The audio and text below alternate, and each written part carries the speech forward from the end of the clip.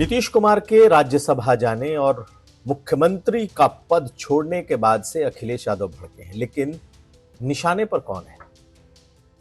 निश्चित तौर पर अखिलेश यादव को अब लगता है कि नीतीश कुमार का मुख्यमंत्री पद छोड़ना उत्तर प्रदेश में उनके लिए अनुकूल हो सकता है। वजह वो कुर्मी बिरादरी का वोट जिसे पर बीजेपी डोरे डाले बैठी है, इसी बहाने अखिलेश यादव उस पर निशाना साध रहे हैं। क्या सचमुच उत्तर प्रदेश में नीतीश कुमार के पद छोड़ने का असर पड़ेगा? क्या बीजेपी बिहार के इस असर को उत्तर प्रदेश में मिनिमाइज कर पाएगी? समझेंगे। इसके अलावा कल से स्वामी अभिमुक्तेश्वरानंद का लखनऊ कूच है। कल सुबह लखनऊ के लिए निकल रहे हैं, लेकिन 4 दिन बाद पहुंचेंगे। अभी से कार्यक्रम के परमिशन को लेकर सियासत शुरू हो चुकी है। अब आमने सामने हैं केशव मौर्य और स्वामी अभिमुक्तेश्वरानंद। उधर धीरेन्द्र शास्त्री ने किन बातों पर समर्थन किया है अभिमुक्तेश्वरानंद का, यह भी दिखाएंगे। तो ये खबरें आज का यूपी में। नमस्कार, मैं हूं कुमार अभिषेक। आप देख रहे हैं यूपी तक। हम हाजिर अपने न्यूज शो आज का यूपी लेकर। नीतीश कुमार ने लगभग साफ कर दिया है कि वो राज्यसभा जा रहे हैं और मुख्यमंत्री पद छोड़ रहे हैं। बिहार में तो अब 4 साल बाद चुनाव है, 5 साल बाद चुनाव है, लेकिन इसका असर उत्तर प्रदेश में बीजेपी के खिलाफ हो जाए, इसकी पूरी कोशिश अखिलेश यादव कर रहे हैं।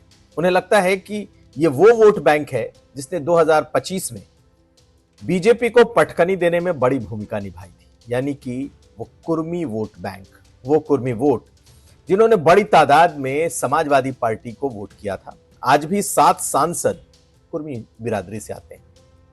ऐसे में मुख्यमंत्री का पद छोड़ना बिहार में नीतीश कुमार के लिए और बीजेपी का वहां मुख्यमंत्री बनना, और यह भी तय है कि कोई कुर्मी बीजेपी का कोई ऐसी लीडरशिप नहीं है जो कि वहां मुख्यमंत्री बनेगी। ऐसे में देश के सबसे बड़े समाजवादी चेहरे और खास करके कुर्मी चेहरे का बिहार से मुख्यमंत्री पद छोड़ देना बीजेपी को उत्तर प्रदेश में भारी न पड़ जाए। अखिलेश यादव को लगता है कि ये एक ऐसा मुद्दा है जो 2027 में उनके लिए काम कर सकता है। हालांकि वो इस पर पहले से ही काम कर रहे हैं। उन्होंने एक ट्वीट किया और वो ट्वीट खूब वायरल हुआ, उसकी खूब चर्चा हुई। पहले उस ट्वीट को देखिए, अंदाजा लगेगा कि अखिलेश यादव नीतीश कुमार के बहाने कैसे उत्तर प्रदेश में एक तरफ अपना कुर्मी वोट बैंक साध रहे हैं, दूसरी तरफ मुख्यमंत्री योगी आदित्यनाथ को निशाने पर ले रहे हैं। देखिए इस ट्वीट को। तो बिहार के इस सत्ता के बदलाव को अखिलेश यादव ने सबसे बड़ा सियासी अपहरण का नाम दिया है। जी हां, आरोप है कि बीजेपी ने इस सत्ता का अपहरण कर लिया है। इस टर्म को अखिलेश यादव ने एक तरीके से कॉइन किया। आप देखिए, उसके साथ उन्होंने वो वीडियो भी टैग किया है, लगाया है, जो पार्टी दफ्तर में एक वीडियो है जब पार्टी के लोगों के खाने पीने के लिए स्टॉल लगाया गया था और गुस्से में पार्टी कार्यकर्ताओं ने नीतीश कुमार के जो समर्थक हैं उन्होंने पूरा टेबल पलट दिया। और अखिलेश यादव तब लिखते हैं अपने ट्वीट पर, बिहार के इतिहास का सबसे बड़ा अपहरण। यह दिखने में राजनीतिक अपहरण है, लेकिन दरअसल ये बिहार का आर्थिक अपहरण है। भारत ने तो फिरौती में पूरा बिहार मांग लिया, अगला नंबर समझदार को इशारा काफी। यानी कि अगला नंबर वो बाबा की तरफ, यानी योगी आदित्यनाथ की तरफ इशारा कर रहे हैं। लेकिन उन अखिलेश यादव के लिए सबसे अहम यह है कि इसी बहाने उन्हें लगता है कि वो कुर्मी वोट बैंक में एक नाराजगी पैदा कर सकते हैं, और कहीं ना कहीं एक नाराजगी है भी। अगर नीतीश कुमार छोड़ करके जाते हैं, जो कि लगभग तय हो चुका है, तो बिहार से कहीं ज्यादा बड़ी तादाद, बड़ी ज्यादा कॉन्सेंट्रेशन, उनका रिप्रेजेंटेशन कुर्मी बिरादरी का उत्तर प्रदेश में है।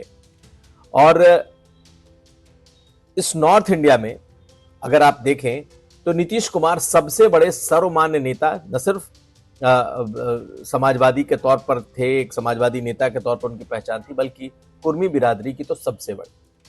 बीजेपी को अपना मुख्यमंत्री बनाना है, अब उसके लिए साम दाम दंड भेद सब कुछ हुआ, जरूर हुआ होगा, और तब बीजेपी को यह कुर्सी मिल रही है। ऐसे में अखिलेश यादव को लगता है कि ये ऐसा टाइम है, ऐसा वक्त है जब आने वाले 1 साल के भीतर इस मुद्दे को और बड़ा किया जा सकता है। इसलिए भी क्योंकि बीजेपी ने शायद पहले भांप लिया था, उसे बिहार में कुछ करना है, और यही वजह है कि उत्तर प्रदेश में उसने कुर्मी प्रदेश अध्यक्ष दिया। पंकज चौधरी को उन्होंने अपना प्रदेश अध्यक्ष बनाया है, लेकिन मुख्यमंत्री का पद छोड़ देना, बेशक हो सकता है नीतीश कुमार का अपना ही फैसला हो या बीजेपी ने उन्हें हटने के लिए कहा हो, लेकिन इसका असर पड़ेगा। यह जरूर है कि बीजेपी के पास इस वक्त कुर्मी लीडरशिप के तौर पर देखा जाए तो अपना दल जैसी पार्टी है, अनुप्रिया पटेल हैं, लेकिन अपना दल की एक लीडरशिप जो पल्लवी पटेल के पास है वो बीजेपी के खिलाफ ही है। ऐसे में उत्तर प्रदेश में अब अखिलेश यादव को यह सूट कर रहा है कि नीतीश कुमार के बहाने ही सही वो कुर्मी वोट बैंक साध सकें। अगली खबर, और अब बात करेंगे स्वामी अविमुक्तेश्वरानंद। तो शंकराचार्य स्वामी अविमुक्तेश्वरानंद कल यानी कि शनिवार को लखनऊ कूच कर रहे हैं वाराणसी से। कल वो सुबह 8:30 बजे वाराणसी में पूजन के अपने कार्यक्रम के बाद 8:30 बजे सुबह लखनऊ के लिए निकलेंगे। 3 जगहों पर उनकी जनसभाएं हैं जहां पर वो लोगों को संबोधित करते हुए लखनऊ बढ़ेंगे। जौनपुर, सुल्तानपुर और उसके बाद रायबरेली। यहां पर रात्रि विश्राम होगा, लेकिन अभी तक उन्हें लखनऊ का परमिशन नहीं मिला है, लेकिन वो लखनऊ के लिए निकलेंगे। आज जब केशव प्रसाद मौर्य से यह पूछा गया कि स्वामी अविमुक्तेश्वरानंद तो लखनऊ जा रहे हैं, उनके जो अपने पहले से कार्यक्रम तय हैं गौ गंगा को लेकर के, और खासकर गो हत्या पर प्रतिबंध, बीफ का निर्यात बंद करने, और साथ साथ जो उन्होंने गो माता को राज्य माता का दर्जा देने की मांग की है, उसके बाद से वो लखनऊ पहुंच रहे हैं। तो केशव मौर्य ने क्या कहा पहले सुनिए। उन्होंने कहा कि परमिशन देना सरकार का काम है, हमारा काम नहीं। उस पर अविमुक्तेश्वरानंद ने जवाब भी दिया है। सुनिए क्या कहा है केशव मौर्य ने और क्या पूछा है अविमुक्तेश्वरानंद ने।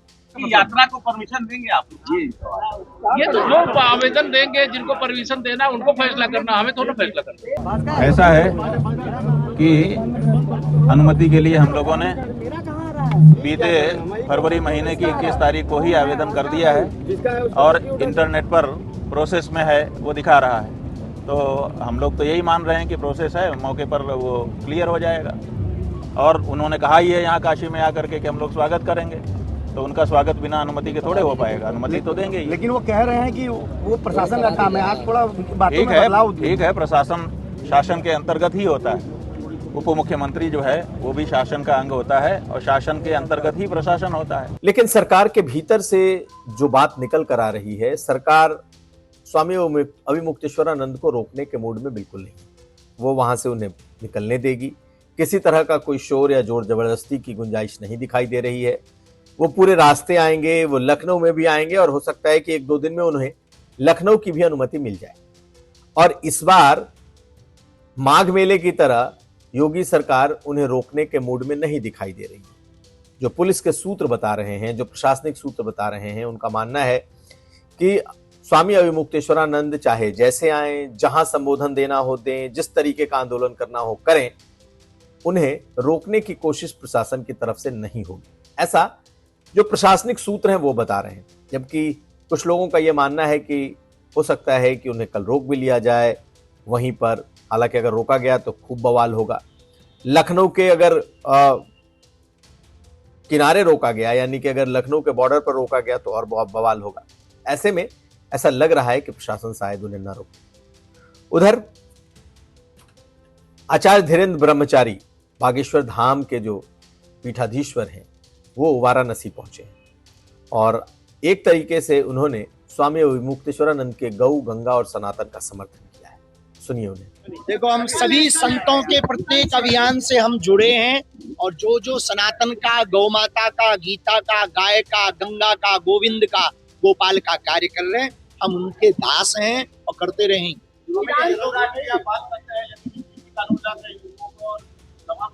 हम इस देश में जोड़ना चाहते हैं, तोड़ना नहीं चाहते हैं और हमने ये बात अपने मंच से भी कही। यूजीसी के लिए हमारी यही प्रार्थना है कि पुनर्विचार किया जाए, देश में खाई या दीवार न बनाई जाए, एकता के सूत्र में सबको पिरोया जाए ताकि भारत भव्य हो, दिव्य हो, नव्य हो और भारत विश्व गुरु। तो ये था आज का यूपी। हम कल फिर हाजिर होंगे। हमें दीजिए इजाजत। देखते रहिए यूपी तक।